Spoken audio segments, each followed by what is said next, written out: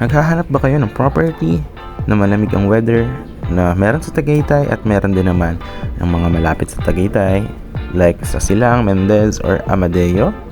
Dahil meron tayong mga property na perfect pwede nyo patayuan ng inyong mga dream house, no? Na pwede siyang installment without interest. And meron din naman tayong mga properties dito sa Tagaytay if you want yung mga ready to use na, pwede na siyang tayuan ng house anytime. So yeah, welcome back. Welcome to this video. So panoorin mo hanggang huli para makita mo kung ano yung mga available natin ng mga properties. And ang maganda dito guys, dahil nga mataas yung mga above sea level ng Tagaytay, that's around 500 to 600 meters above sea level, and yung Silang, Amadeo and Mendez is nasa around 450, 400 up to 500. So talaga pong hindi siya binabaha dahil nga mataas yung kanyang above sea level elevation. So that's one thing, and the weather is also the same. Hi everyone, welcome back to my channel, and for today's video, andito tayo sa East West Road, Amadeo, wherein we have a property na andito mismo sa highway. Meron tayo ditong mga commercial lots and meron tayong residential lots. So this one is actually near Tagaytay and near Amadeo Bayan, just around 10 minutes going to Amadeo Bayan, and going to Tagaytay is just around 15 to 20 minutes, no? So ayan, kung makikita nyo po, ito po yung aerial shot of the property. Ayan po yung going way to Tagaytay. And this property po is having development, which is yung concrete roads nya, drainages, and meron siyang mga 10 meters actually yung wide ng mga concrete roads. Then there will be a guardhouse, lines for electricity and water, perimeter fences. So ito po yung mga location ng commercial and residential lots. Ayan, as you can see. And ayan po, nag-i-start na po yan ng clearing, no? And ipapakita ko sa end of the video kung ano yung sample na itsura ng ating mga finished projects. So here guys, is pinapakita ko lang kung gaano ka-accessible yung ating property from Aguinaldo Heights. Guys, nakita nyo naman yung ating drone shot ng property. So napakaganda po, no? Maaliwalas. Ngayon nga guys is 11:10 AM, and napakaganda ng weather dito. Hindi po siya mainit.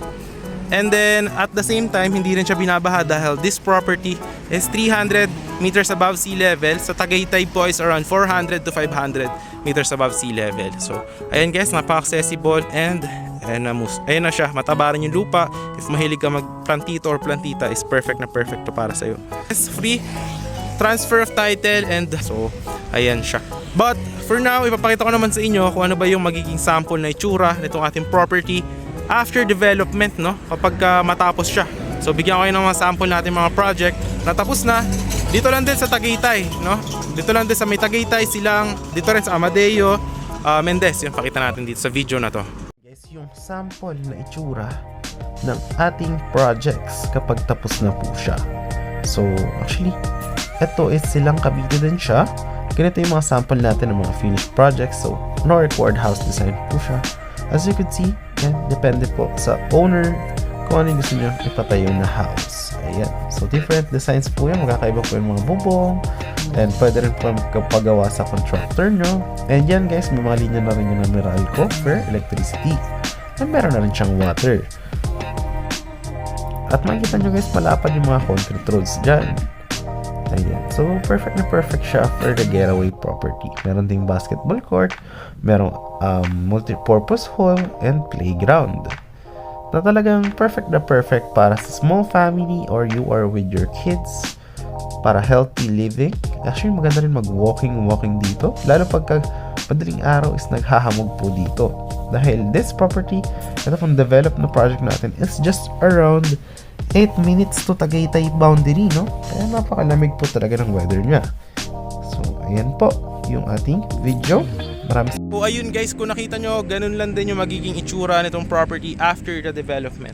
So, ayan guys, napakaganda, no? Ayan, 200 square meter ng mga plots, and very cold po dito sa area natin na to. Napakalamig po ng weather. And kapag gabi is, ano rin siya, nag-fog din po dito. So no required house design siya. It's free transfer of title po siya. And yun guys, if interested kayo, ayan, meron dito mga 200 cuts. May mga commercial lot. Ibig sabihin ng commercial lot is nandito sa tabi mismo ng highway. Semi-commercial is nandun sa likod. Residential is nandun sa likod.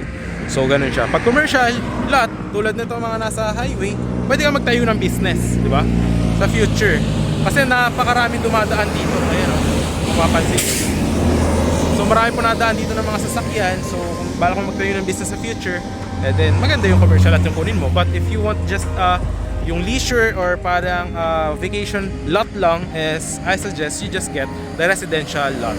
So yun guys, maraming salamat sa panonood. I hope you do want this one. Actually like this one, kindly hit yung thumbs up, like natin ang ating video, and share nyo rin to other people na naghahanap ng lupa malapit sa Tagaytay.